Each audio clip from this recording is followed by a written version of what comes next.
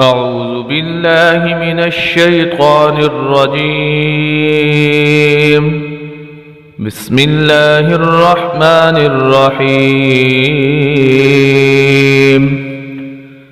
ألم تر أن الله أنزل من السماء ماء فأخرجنا به ثمرات مختلفا ألوانها ومن الجبال جدد بيض وحمر مختلف ألوانها وغرابيب سود ومن الناس والدواب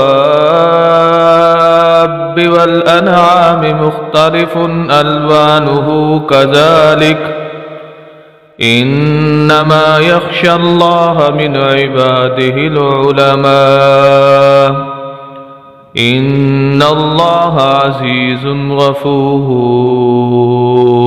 إن الذين يتلون كتاب الله وأقاموا الصلاة وأنفقوا مما رزقناهم سرا وعلانية يرجون تجارة لن تبور ليوفيهم أجورهم ويزيدهم من فضله إنه غفور شكور.